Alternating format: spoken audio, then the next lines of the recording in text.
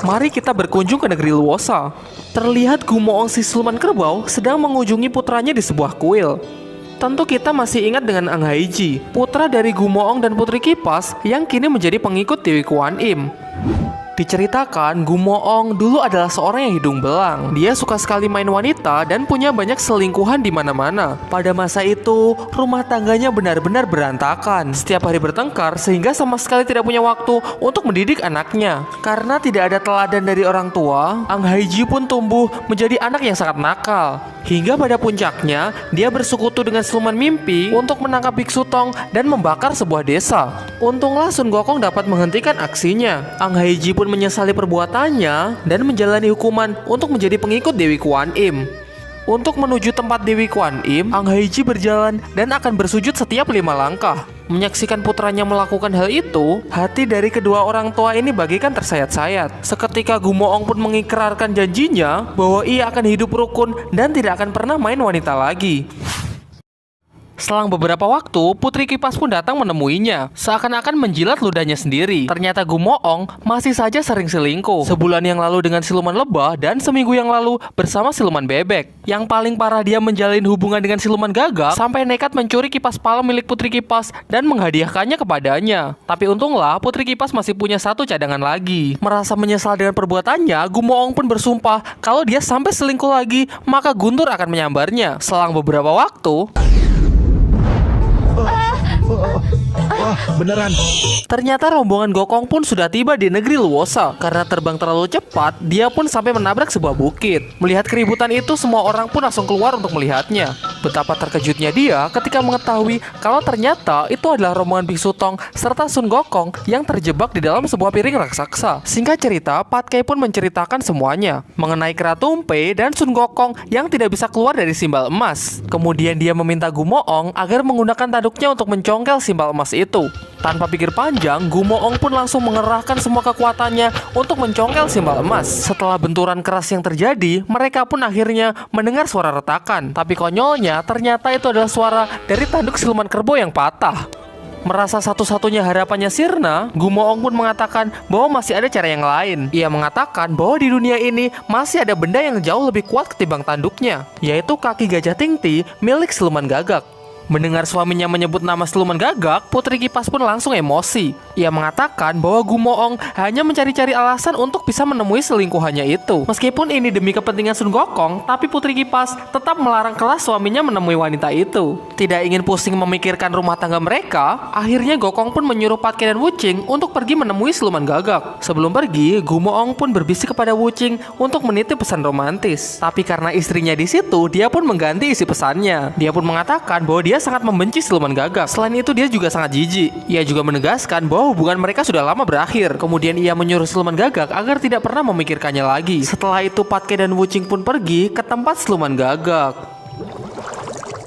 Di sisi lain, Kratumpe dan Dewa Alis Kuning benar-benar kehilangan jejak Sun Gokong. Mereka berdua terus mencarinya, bahkan sampai bertanya kepada Dewa Bumi. Tapi tidak ada yang benar-benar tahu kemana perginya rombongan Sun Gokong. Melihat adiknya yang tampak kelelahan, Dewa Alis Kuning pun menyuruh Kratumpe untuk beristirahat.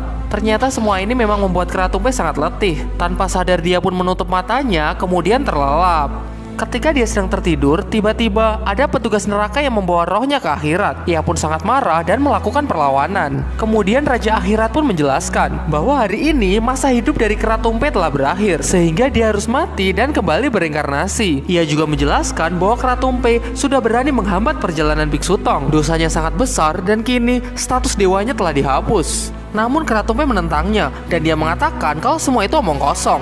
Menurutnya tak ada alasan baginya untuk mati karena dia selalu berbuat baik sehingga pahalanya berlimpah. Ia pun malah mempertanyakan bahwa Sun Gokong memiliki dosa yang jauh lebih besar di masa lalu. Tapi mengapa dia malah bebas dan justru mendapatkan tugas mulia mengambil kitab suci, sementara dia yang selalu berbuat baik malah disuruh reinkarnasi. Menurutnya ini sama sekali tidak adil. Tidak mendapatkan jawaban, dia pun langsung menyerang petugas neraka dan membuat kekacauan. Kemudian menodongkan senjata kepada Raja Neraka dan dilanjutkan menghancurkan buku catatan hidup dan mati. Di dunia, Dewa Alis Kuning mencium hawa siluman yang sangat pekat. Ia pun berpikir pasti ada siluman yang sangat kuat lahir ke dunia. Ia pun cemas dan langsung mencari adik seperguruannya. Dia pun sangat terkejut karena hawa siluman ini ternyata berasal dari tubuh Kera Tumpe. Kemudian Kera Tumpe mengatakan kalau semua ini karena Sun Gokong. Kini baginya, dewa maupun siluman tidak ada bedanya. Ia pun bersumpah akan membuat perhitungan dengan Sun Gokong. Di tempat lain, terlihat siluman gagak yang tengah melamun. Ternyata dia sedang membayangkan masa-masa indahnya bersama Gumoong. Pada masa itu, siluman gagak adalah primadona bagi para siluman. Dia menolak cinta para siluman, kecuali siluman kerbau. Singkat cerita, mereka pun saling jatuh cinta dan banyak sekali menghabiskan waktu bersama. Saking cintanya, siluman kerbau pun ingin menghadiahkan sesuatu yang sangat spesial kepada siluman gagak. Ia pun rela menerobos neraka, menemui Buddha Monggili untuk meminta Gajah Tingti. Singkat cerita, Gajah Tingti pun berhasil diambil dan dia menghadiahkannya kepada siluman gagak.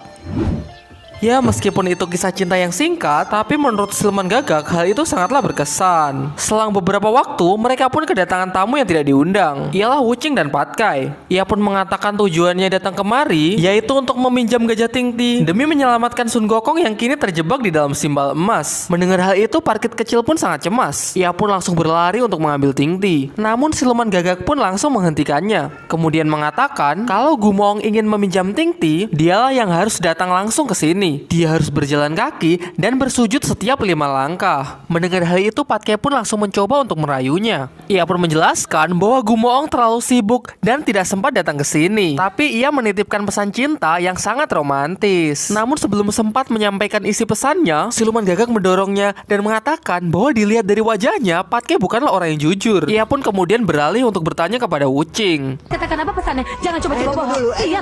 Katakan kerbau, ia amat membencimu dan jijik padamu. Sejak awal sampai sekarang ia sudah membencimu dan menyatakan hubungan kalian sudah berakhir.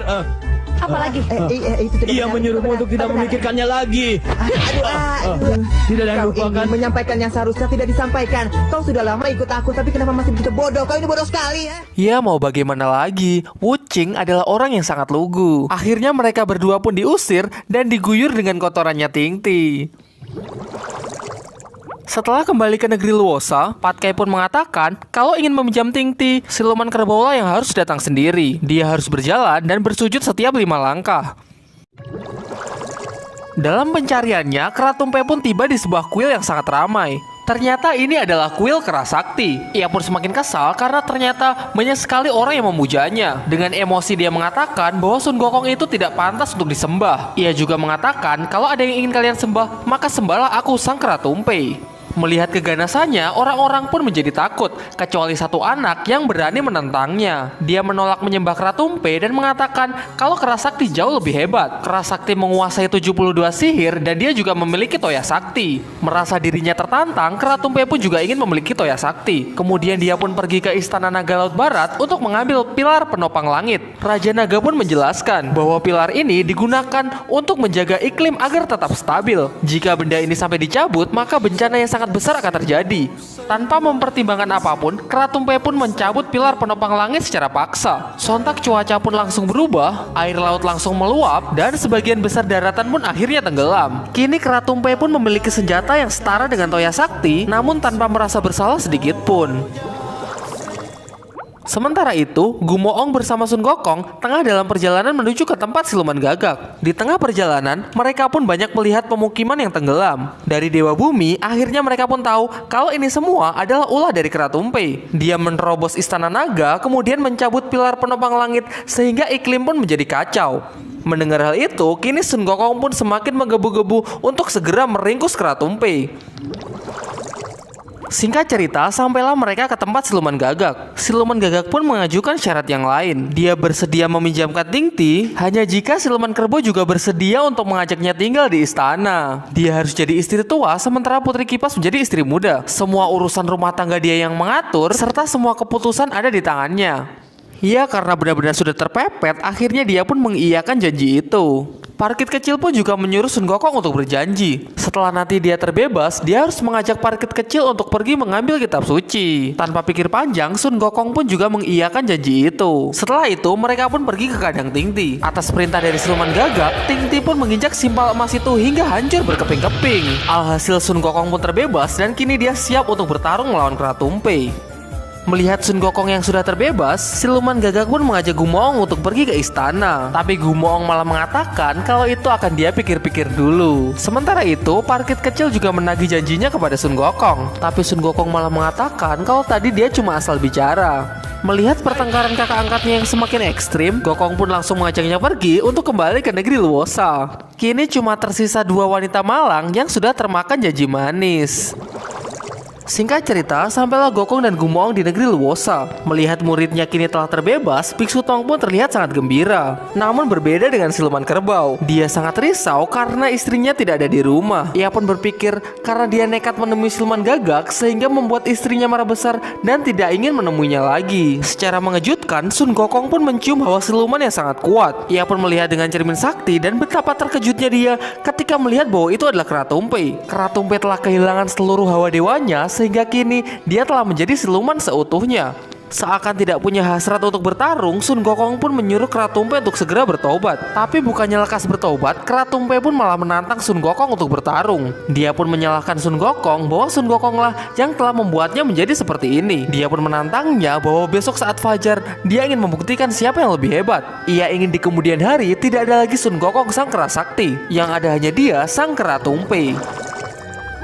Malam harinya, entah mengapa hati Sun Gokong terasa sangat bimbang. Kemudian dia pun mencurahkan seluruh isi hatinya kepada Biksu Tong. Ia pun mengungkapkan bahwa di dalam hatinya sebenarnya dia sangat kasihan terhadap Kratumpe. Awalnya dia adalah orang yang baik, suka menolong orang sehingga diangkat menjadi dewa kera. Tapi karena sifat irinya, dia pun menjadi seperti ini. Benar-benar sangat disayangkan. Kalau dipikir-pikir lagi, sebenarnya di masa lalu Sun Gokong jauh lebih nakal. Dia mengacaukan neraka dan membakar buku catatan hidup dan mati. Dia membawa kabur jarum laut sampai mengacaukan seisi kayangan. Sehingga Buddha Rulai pun harus turun tangan dan mengencetnya di bawah gunung 5 jari selama 500 tahun. Hingga Biksu Tong pun datang untuk menyelamatkannya. Kemudian berhasil mengubah sifat Sun Gokong menjadi seperti sekarang ini. Mendengar hal itu, Biksu Tong pun tersenyum dan mengatakan kalau sifat welas asih Sun Gokong kini sudah semakin besar. Singkat cerita, fajar pun telah terbit. Terlihat di atas bukit, Kratumpe telah menunggu Sun Gokong. Selang beberapa waktu, Sun Gokong pun datang bersama Patke dan siluman kerbau.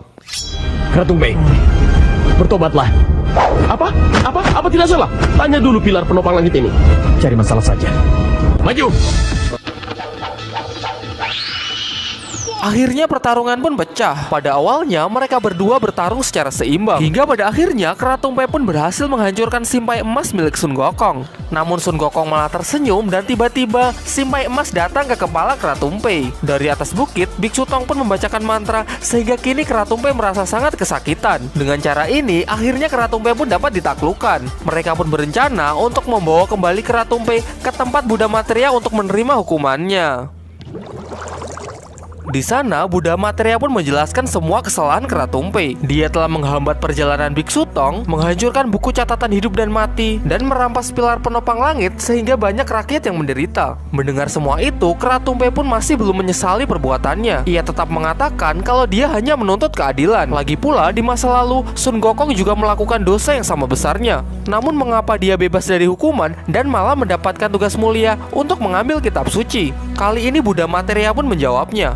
Karena kesalahannya, Sun Gokong pun dihukum dengan digencet di bawah gunung 5 jari selama 500 tahun. Makan minum apa saja sehingga dia sangat menderita. Kini Buddha Materia juga ingin Kratumpe merasakan hal yang sama. Lalu ia pun mengeluarkan kedilabu Yin dan Yang, di mana di dalamnya terdapat dua kondisi yang mengerikan. Di satu sisi ruang es abadi, sementara di sisi yang lain adalah ruang api tak terbatas. Dengan cara ini, Buddha Materia menginginkan agar Kratumpe bisa merenungi semua kesalahannya. Mencoba meminta pengampunan untuk adiknya, Dewa Alis Kuning pun juga malah dihukum untuk menjaga kuil selama 30 tahun. Yang kalah ditindas dan yang menang berkuasa. Setidaknya itulah yang dipikirkan Kratumpe. Dia pun bersumpah kalau nanti sampai dia keluar, dia akan mencari Sun Gokong. Merasa ini adalah takdirnya, Kratumpe pun masuk ke dalam kendi secara sukarela. Setelah itu, kendi labu pun dibuang ke tengah laut. Buddha Materia pun berharap kalau ombak laut selama 500 tahun bisa menghapuskan dosa-dosa dari Kratumpe. Di waktu yang bersamaan, Sun Gokong pun memanjatkan doa untuk Kratumpe. Ia berdoa agar Kratumpe bisa segera menyesali perbuatannya dan kembali ke jalan yang benar.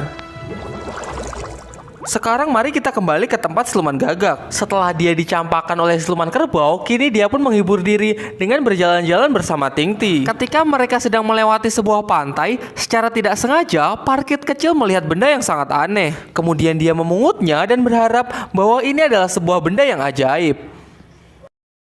Di bab selanjutnya, kendi labu pun berhasil dihancurkan. Setelah kera tumbe terbebas, dia pun memakan pil siluman sehingga kini kekuatannya menjadi berkali-kali lipat. 孫悟空，我睇你今次點死！